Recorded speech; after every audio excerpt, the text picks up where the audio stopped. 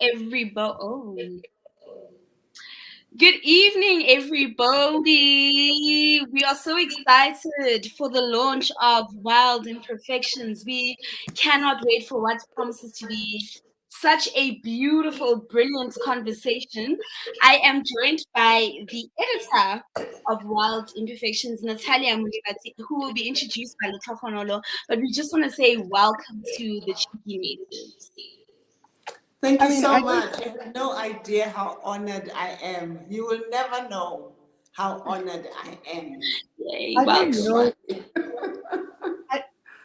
know. It's interesting because I don't know if there is like a way to introduce Natalia Mulibati. I think Natalia is a household name in South Africa, So I think that, but we'll, as we do in the spirit of introducing people, we'll read a bio so that you know that we are not, has a fly by night. Natalia Mulibati is a poet, performer, editor, and cultural worker. Her CDs include "Come As You Are," "Poems of Four Strings," which was released in 2013, "Natalia Mulibati and the Soul Making," which was released in 2015. She's the editor of "We Are," a poetry anthology published by Penguin in 2008, and "Wild Imperfections," an anthology of womanist poems published by Penguin Random House and Cassava Republic Press in 2021, which is obviously this piece of baby. And it's going to be available internationally soon. And she's also the author of Sando Dance, which was published in 2019, in 2009, an Elephant Woman song, which was published by Forum in 2017.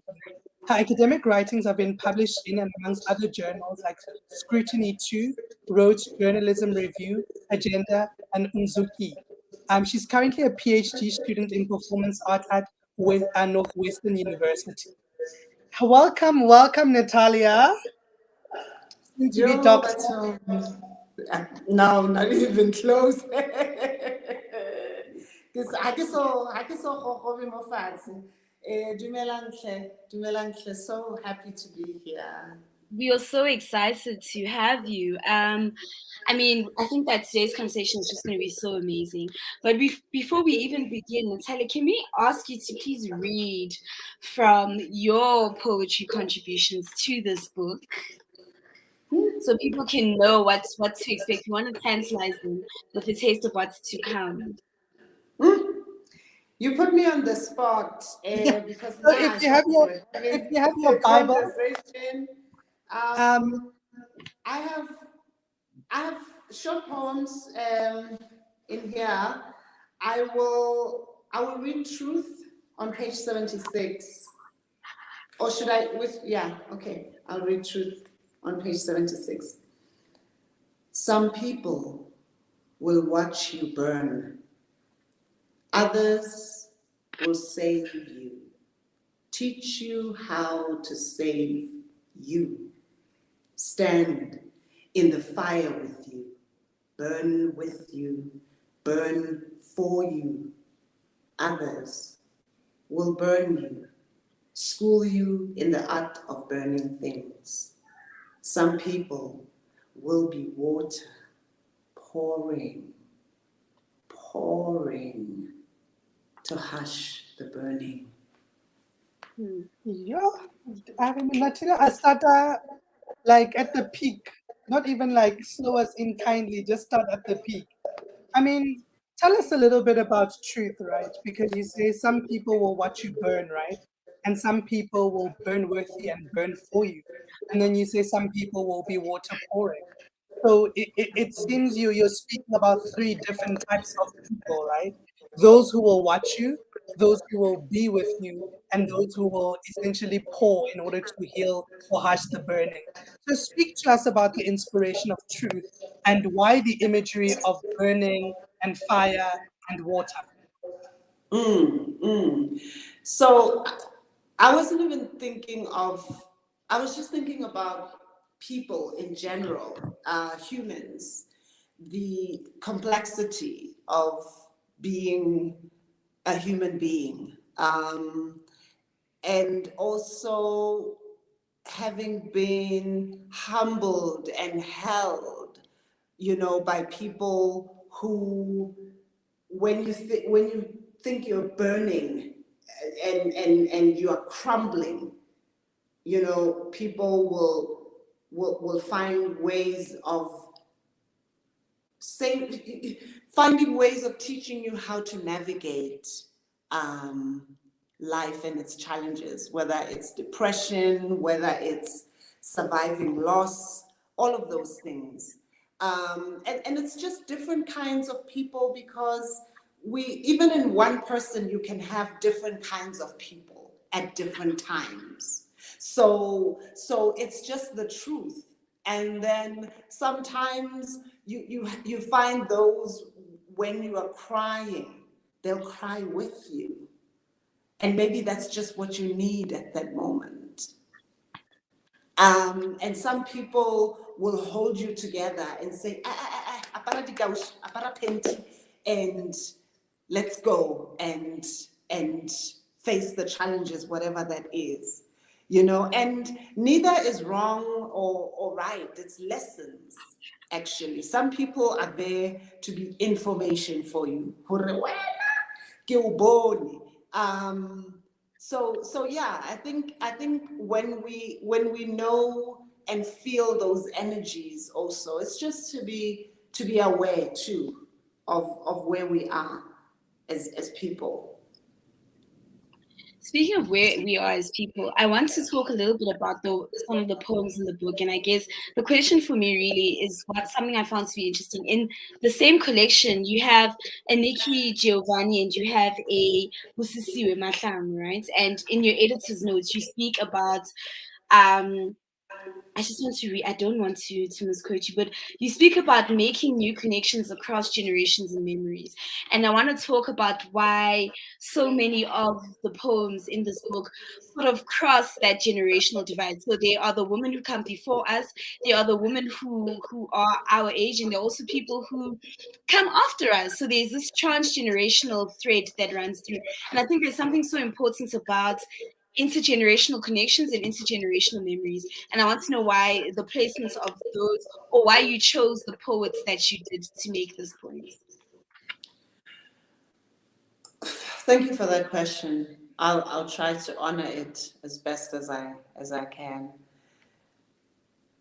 First of all, in one body, there is a child, there is an old person.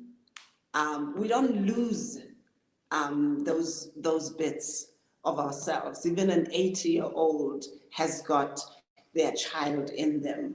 And even a 25-year-old has got an old self. And because we learn those things. If I was raised by my grandmother, then I have elements of her as much as she has elements of me. So that's the one part. And the second part really is maybe I should say a personal politic of me just loving, being so inspired by the people who are in this book. From Diana Ferris right through to Ijeoma, and their ages are so different. The Africas that they live in are also different, but they are the Africas that I love. And, and they give me the freedom to move around and find these different Africas and explore them. So there's that. And also, I like conversations across age, because sometimes we won't agree, but we truly will learn, and sometimes we will enjoy time through one another, because then we get to see where the other is, so you might not enjoy that in your body, but you see it through somebody else's eyes and experience. I mean, it's also interesting. I'm quite interested in the process of the book, right? Because you've brought together 40 poets from right across the world. And I wanted to know, as an editor, what were the decisions that you made in order to bring these collective of poets together? Because you could have chosen 20 well-known names, right? But what you tried to do is bring it across, right? From, as you say, Diana Faris to Idioma, but you also have a Nikki Giovanni, you have a Bukoleka Putuma, for instance, right? So you have a wide variety of people, right, who speak to different people and come from different places. But I wanted to know, what was the sort of the hope, right, that you, with this collection of poets, what were you hoping to achieve, right, in bringing these 14 poets together? I wanted us to reach one another and to be in gathering, in communion with one another. And so to do this in book form is, I think, one of the most effective ways, because, or at least I think, because these are some of the things that outlive us. So another generation can come back and find this book the same way that we find Toni Morrison's books and the same Nikki Giovanni's books, you know. It's almost like they're waiting for the next hand and for the next interpretation. So that's what I was hoping for.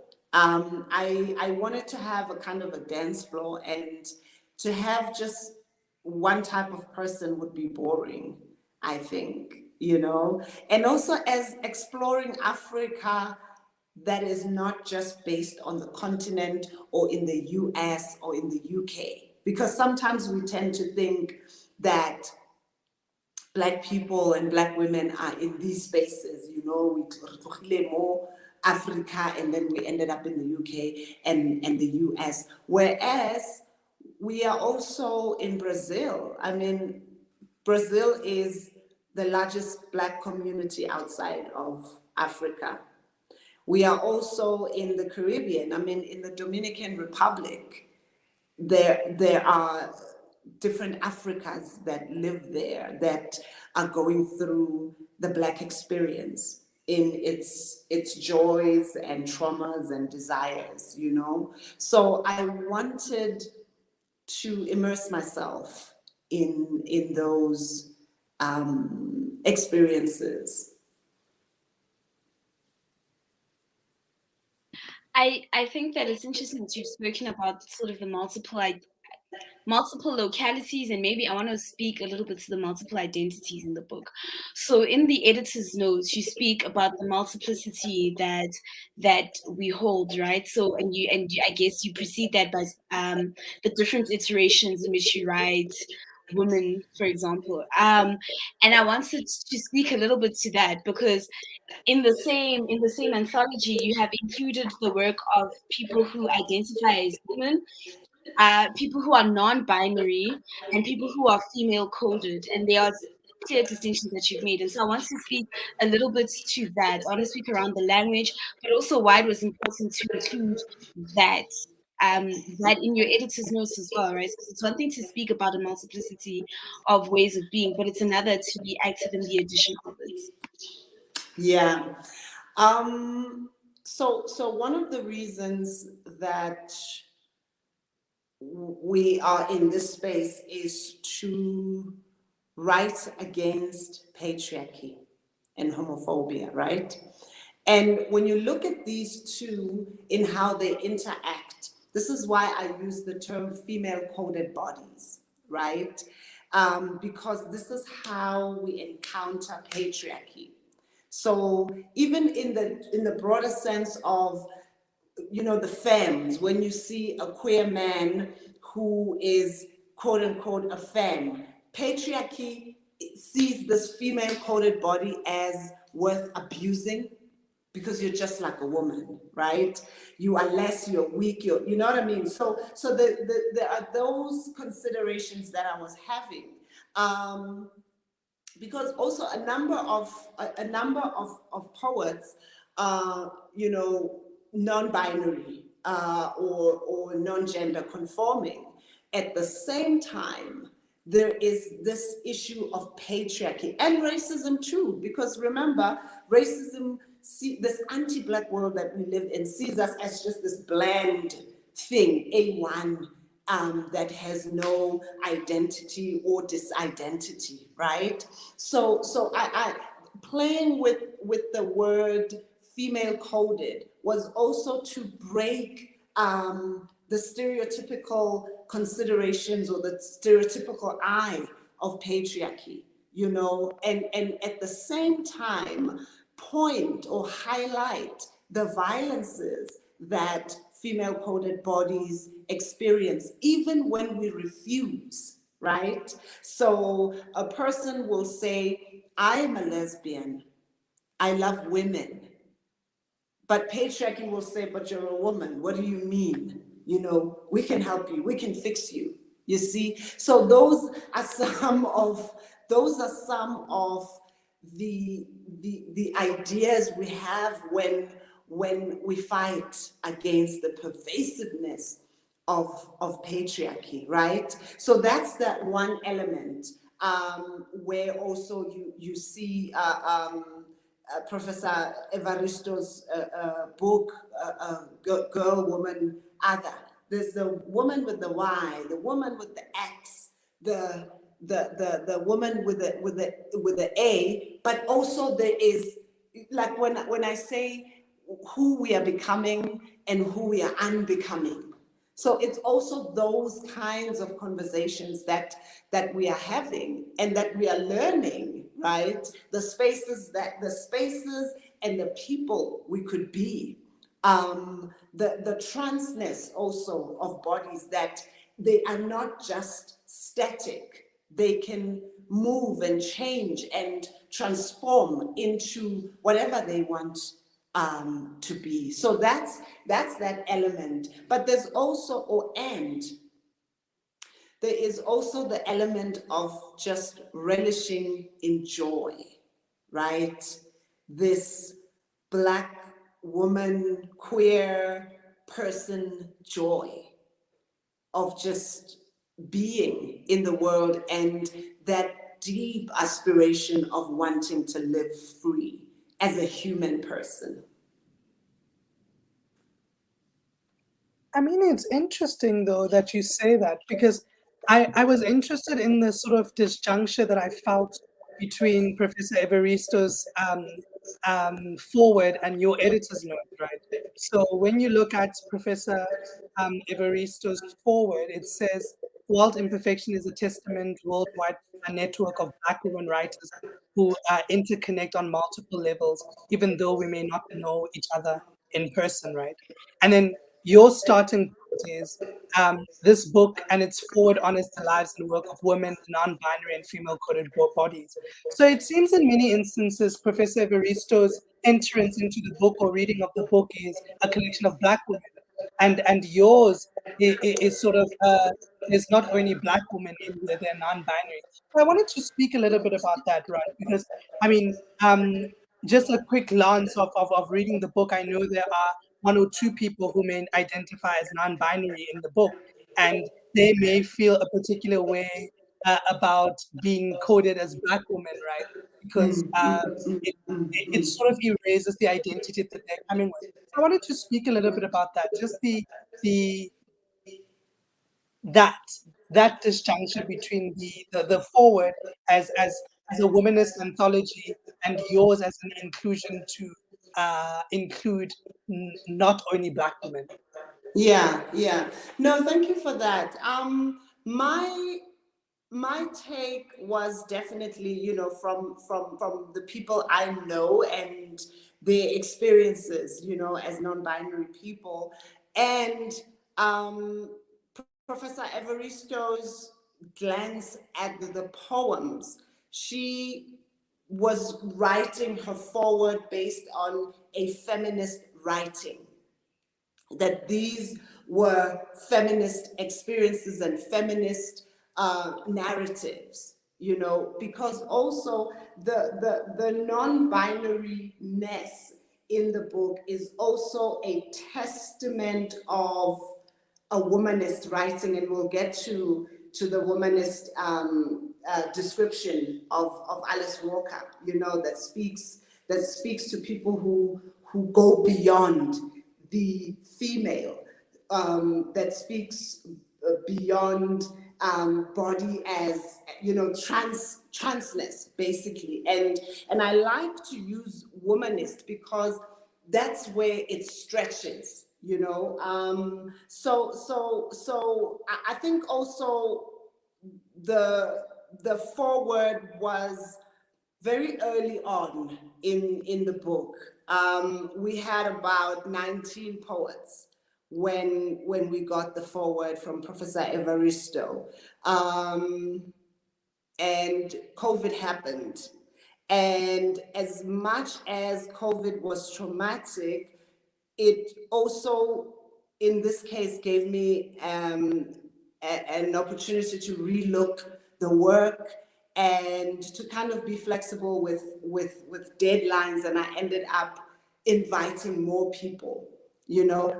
But I already had this forward, and I felt at the same time very confident with Professor Evaristo's forward because of the kind of work that she writes, you know. She in almost all of her books, her representation is of all the women, but also all the trans people, but also all the non-conforming people or non-binary people. You know, that's what she does. You know, if you look at all her books, this is the kind of thing that she does. And also the work in here, whether the people are non-binary people or trans women, the work itself is feminist, is womanist. And I'm saying feminist and womanist because womanist on its own includes feminist in the way that feminist does not include womanist. So the choice of using womanist says I can be a feminist, I can be a trans person, I can be any kind of queer and identifying person in the way that Alice Walker had termed it. You know, if you look at that definition. So that was where I was confident in this space, you know. And also beyond that, this is a journey that we are all on, you know.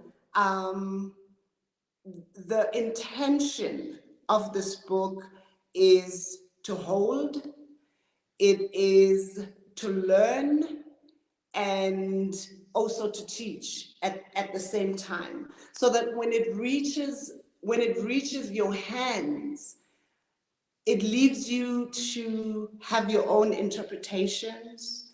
It leaves you to have your own ideas that can flourish.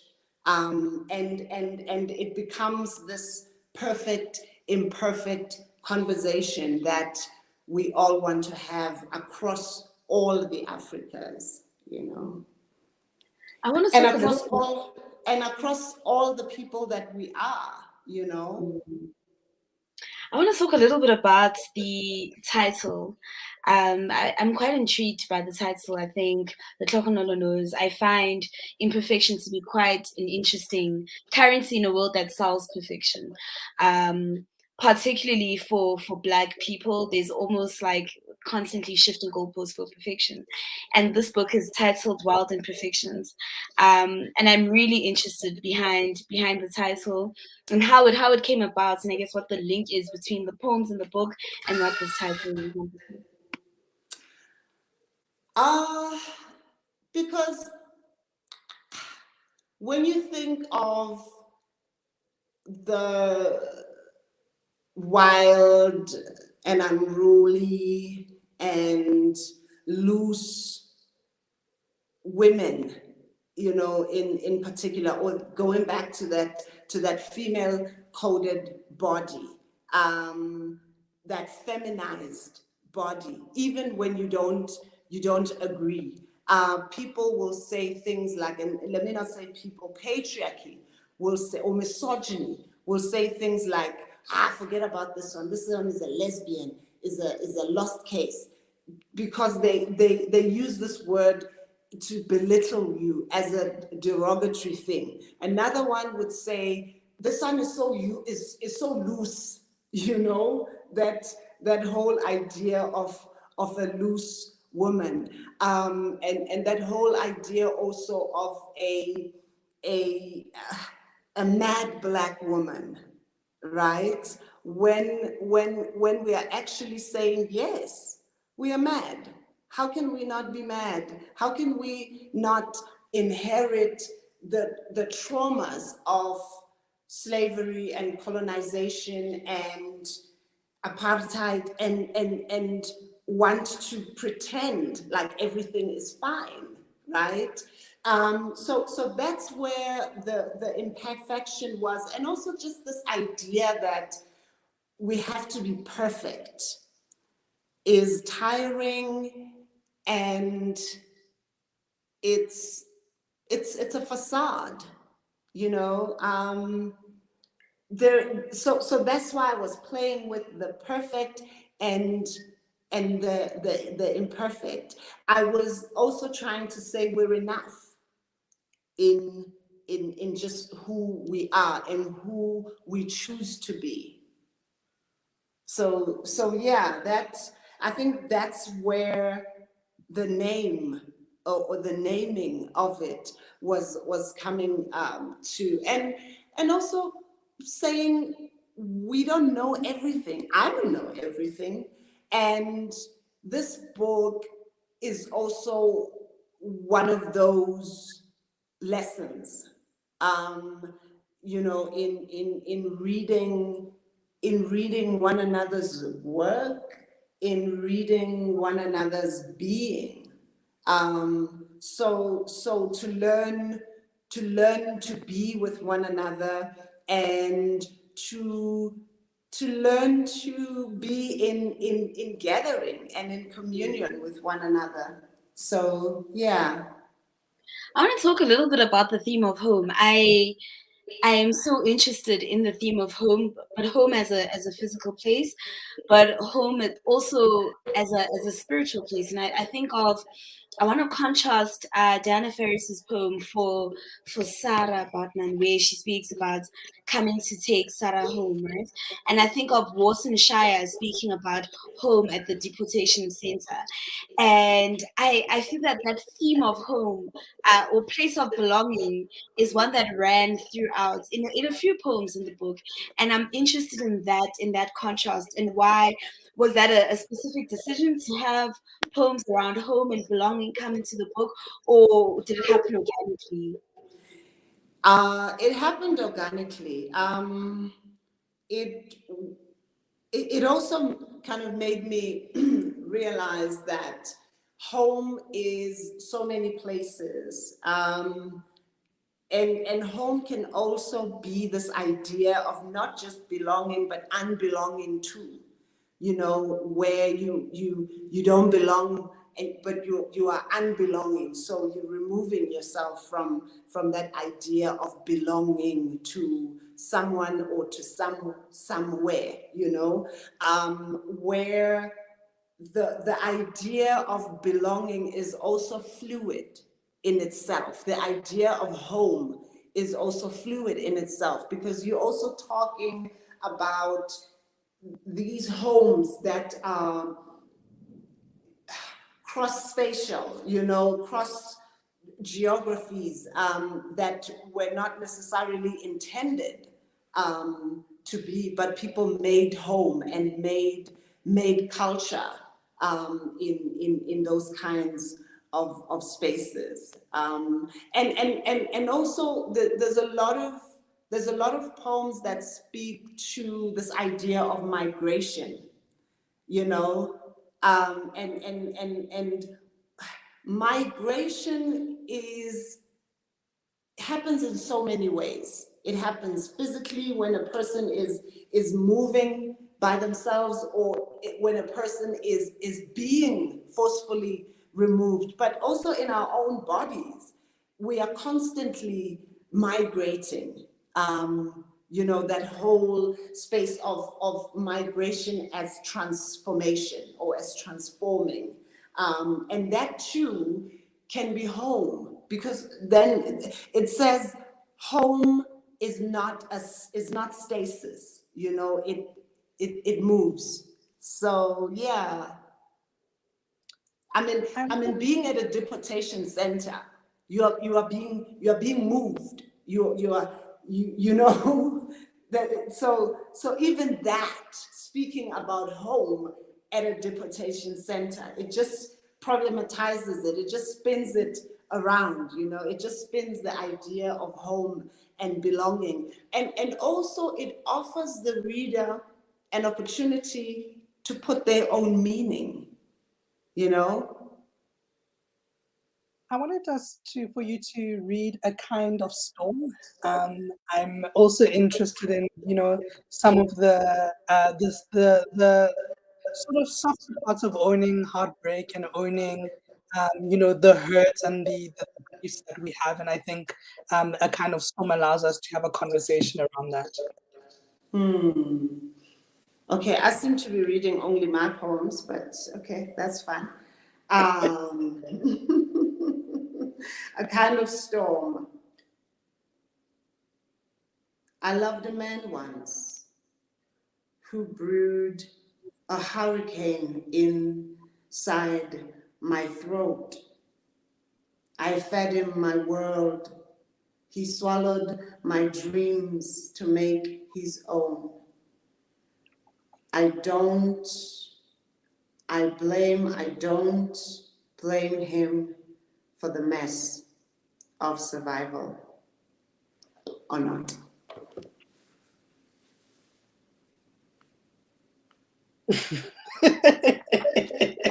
Woo! Hey! It's complex. Please take us through it, right? It's You complex. know, sorry, Natalia, before you even speak, I think there's an interesting interplay between that poem and Natalia's other poem. I think it's lessons on Lesson love, learned. lessons Yeah. to learn, Lessons to learn, yeah. and there's a contrast, because we speak about complexity, but often when we think of complexity, it's one-sided. So it's the other person, like the other person, the other person, the other person. But in lessons to learn, there's a contrast between the work that you have to do, and I guess the work that exists and the space that you find yourselves in. So maybe if we could have a little bit of a contrast between those two films, because I think in many ways they are in tandem, right? It's like love is seldom the other person, other person, other person, other person. There are things about you as well that love reveals to you, or a Oh, work in. absolutely. Oh, absolutely. I think we are all working through things. We are all flawed in some of the most incredible ways, and we are wrong in some spaces. We are correct in others. We are both. So it's not either or, you know, and I think this is what this book also says, you know, the kind of idea that it produces, or even teaches me.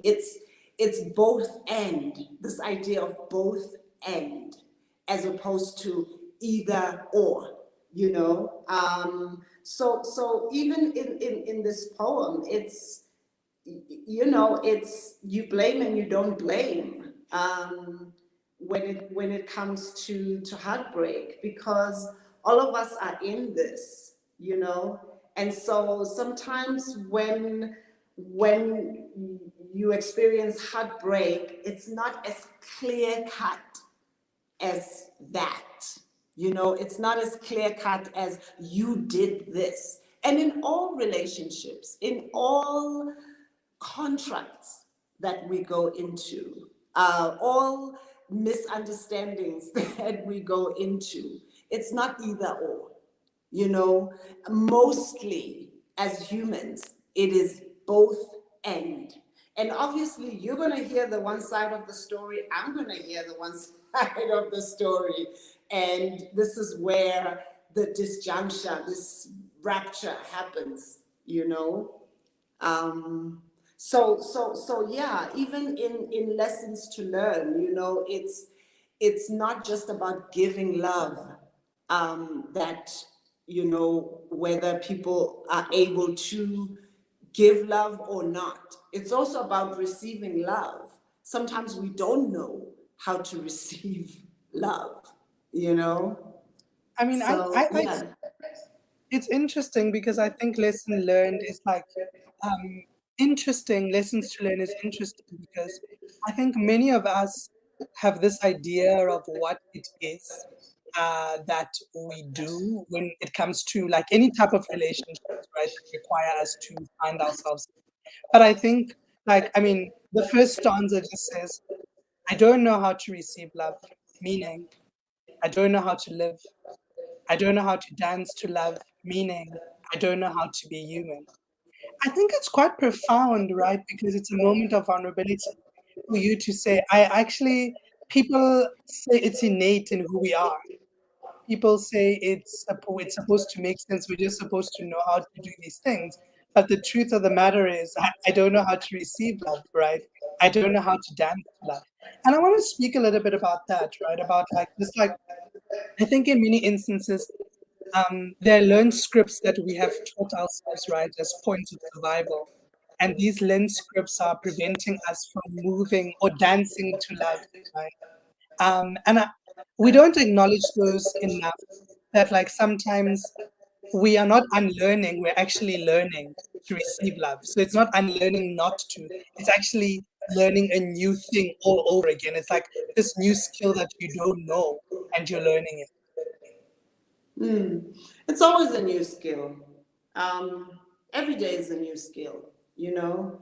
I mean, to think of, we don't even know half of the people who are still going to touch our lives in in some of the most profound ways, and how much we are still going to love them, right? So there's always that door open. We don't know some of the people that we are yet to meet and just completely be so loved and by and love.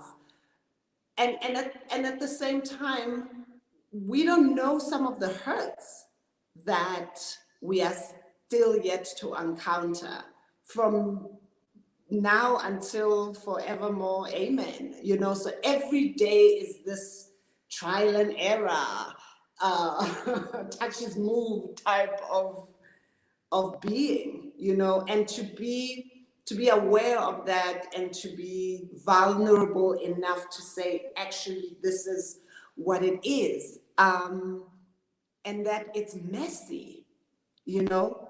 Jay, the business of love, the business of being in a space where love is possible is messy. You know, it's never as straightforward. And I think Wild Imperfections says, it just puts it out there to say, actually, none of it is perfect. But at the same time, none of it is imperfect. You know, what do you think? You know, it gives, it always, it throws it to the reader too, to say, what do you think? You know, what is the personal impact that a particular work has on you or not? So yeah, I think. I'm thinking of I'm thinking of some of the poems I really enjoyed in this book, and I realized I gravitated a lot to some poems that spoke about hair, right? I think of Kolega Putuma. Hey, that's hair. Whoa. They are. I think of two poems. I think of Kolela Putuma's poem where, and I'll just read the line. Europe asks if it can touch my hair. Backspace. Europe touches my hair. This is on page 126. My Yeah, braids swim across yeah. its borders. It pats me down in Dutch. Colonialist memorabilia, inherited invasions, pencil text. Yes, sir. Aina, no, sir. Raised arms and parted hips. And then I think of Nwatilo Mawiyo writing about in Vancouver, a white woman compliments my hair. I'm in my favorite coffee shop. She wants to know if my braids would work for her upcoming 6 month trip to Mexico. It'll be so hot, she says, touching her pixie cuts. I don't want it to stick to my face. She gestures at my dreadlocks. Maybe I could have something like that for a month. I wear a blank smile so familiar it feels genuine, body out of sync with spirits.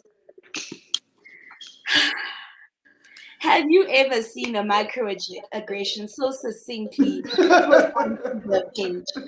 Um, and I found it interesting. I found it interesting that hair made its way to this anthology, right? For a number of reasons. Firstly, because black black women's hair is political, black hair is political, and black hair often becomes a site for people to exercise their bigotry and but also in many ways black hair becomes the first site where you experience a loss of bodily autonomy. So when you're at school, I even get shocked when I see kids with afros. I remember being called into my principal's office because my hair was too puffy. The hair that grew out of my scalp was too puffy. Yeah. um and then you have to deal with people touching your hair. So in many ways for black people, hair is the first site where you lose so much of your autonomy and your sense of space and being. And I wanted to talk about some of your reflections regarding the poems around hair, not just as this thing that grows on our body, but also hair as like this metaphor for all of the ways in which black people experience violence. Absolutely. Think about, and I'm going to throw it back at the name of the book. Think about dreadlocks, how we own and love our dreadlocks. This name is dread, the dread one. How just our hair, when they say your hair is knotted, your hair, all of those, and then we call a hairstyle bantu knots, you know. So it's also taking back, and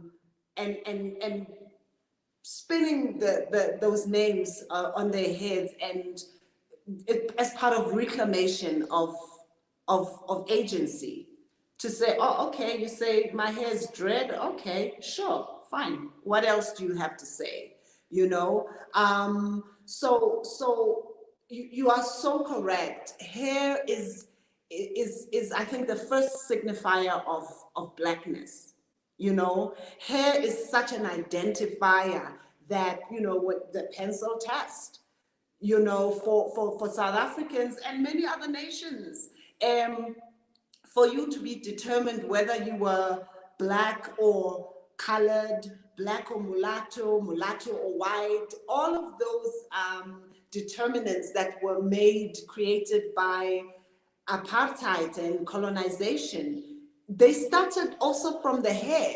You know, we want to see if this person is black or Indo, you know, in order for us to place them where their race goes to. So I'm not surprised that hair becomes that significant, you know, and just that idea that whiteness can touch whatever whiteness wants to touch. It begins in the hair. You know, this fetish, this fascination of, oh my God, is that your hair? Can I touch it? You know, it's so layered with so many types of violences, you know. So yeah, I'm not surprised that there's such an invocation of hair. And also because hair is so sacred for Black people, for Black life. You know, there are ceremonies that are made when the child, when a baby loses their first hair. You know, they remove their first hair. After that, 13 days of their lives. In different cultures, when a loved one, when you experience loss, your hair is the one that goes. You can see how loved or how happy a child is, a Black child, from just their hair.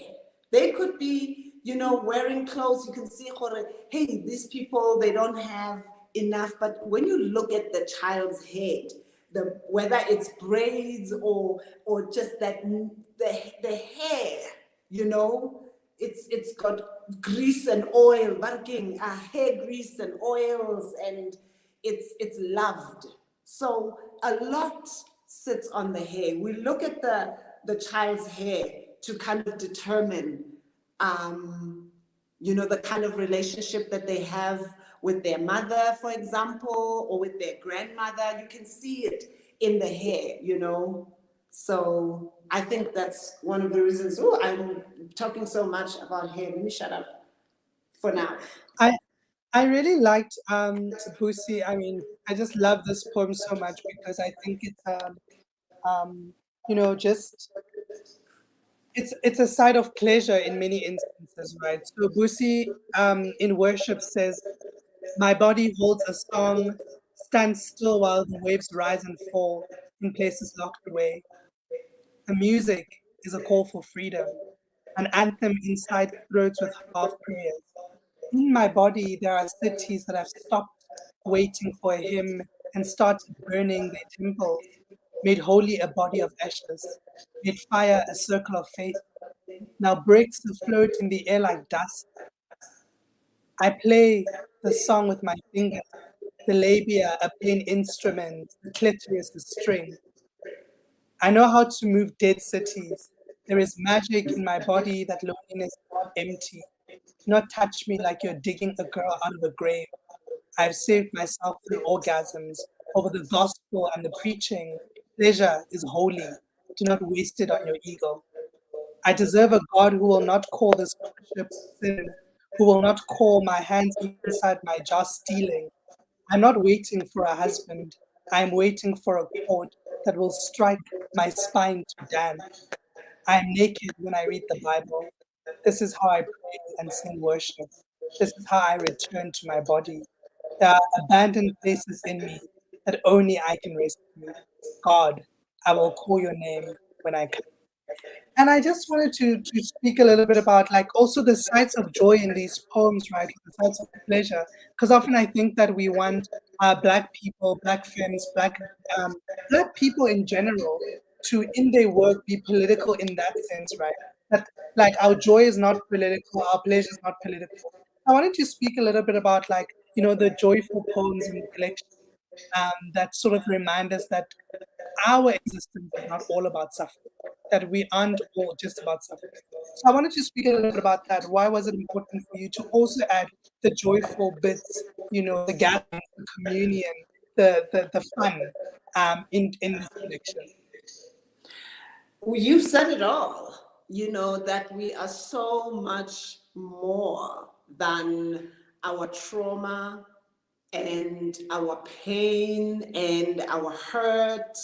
We are also about joy and desire and experimentation and mistakes and learnings. All of those make up who we are as a people, and it's significant. Oh, I'm sorry about that. It's significant because. Okay, sorry about that. It's significant because we are often fun when we are poor, we are hurting, all of those things because of the gaze, especially as women or as feminized bodies. We must always be in pain. We must always be less. You know, we can't just put on our red shoes and want to just go and paint the city wild, right? And our joy is also significant because the project of capitalism, the project of white supremacy, all of that, the project of colonization was to steal the joy from Black people, because joy is such a threatening thing. How do I take everything from you and you still aspire, you still dream, you still pray? How is, you know, a person who still finds joy is very difficult to destroy, because they look for this another day. In joy, there is hope for tomorrow, and for tomorrow to get just a little bit better, you know? And some of that joy sits in just our desire to feel loved, to have orgasms, especially as young Black women like Busisiwe, to, you know, a lot of young Black women are taught to pleasure men. You must keep yourself clean and pure so that you can give yourself to your husband, as opposed to, can I enjoy the love and the sex for me? That's one. Or can I pleasure myself and find that joy in my own body? So, yeah. I mean, I want to speak a little bit about this poem. Worson Shire writes in questions for Miriam, right? And she asked in the poem, were you ever lonely? Did you ever tell people that songs weren't the same as a warm body or a soft mouth? Did you know how to say no to young men who cried outside your hotel rooms? Did you listen to the songs they wrote, tongues wet with praise for you? What 30 bars did you begin in? Did you see them holding bottles by their neck, hair on their arms rising as your notes hovered above their heads? Did you know of the girls who sang into their fists mimicking your brilliance? Did they know that you were only human? My parents played your music at their wedding, called you Makeba, never Miriam, never first name, always Tila, never wife, daughter, mother, never lover aching. Did you tell people that songs weren't the same as a warm body or a soft mouth? Miriam, I've heard people using your songs as a prayer, begging God in falsetto. You were a city exiled from skin, your mouth a burning church. And God, firstly, Yeah. worst player. I think of Miriam Makeba dying abroad, right? Because even in her 70s, she still had to work. I think of how we remember like iconic Black women in this country and how we memorialize them or how we don't memorialize them. And I think of how we strip them of like their humanity in order to make them godlike, right? So they must be strong, they must have been these esteemed women who didn't feel pain, who didn't ache, whose hearts didn't break. And and I think of Shire writing against that. And I think of the work you do as a creator, and I think of the work that this anthology is doing. And I was hoping that you could give us some reflections on why that particular poem was so important as we begin to rethink how we remember so many of our icons. Yeah. I mean, Warsan Shire's work questions the things that we often forget or avoid or ignore to question, right? Like how you see a Miriam Makeba or Esbongile Kumalo just as this woman performer doing the labor of performance. So sometimes we don't even see it as labor, right? That's just what they do. They sing on stage. Um, but but instead of making them monuments it's enough to make them human, especially while they're still alive, you know. Yeah, that kind of, you know, there is a celebration in calling somebody Mama Africa, but there's also such a burden. Kore ka nnete nnete, you must be a mother to a whole continent. And you must be the symbol of everything that is good and beautiful and bright. And what if you're breaking down? You know, what if you want different things for yourself and you don't want to get up that morning, and you want to be held as opposed to holding others all the time? So yeah, that's the kind of poem that I wanted, to ask Warsan, to contribute. Yeah. I mean, before we close, I think you've said something so important around people becoming and becoming learning, but having space to not be perfect. And I think of Patsy Rai's poem, which is also one of my favorite poems in the book, to mothers learning to breathe and failing, it's not your fault. Our great Yeah. grandfathers forgot to teach our grandfathers, to teach our fathers to give our mothers room to breathe. Yeah. Yeah.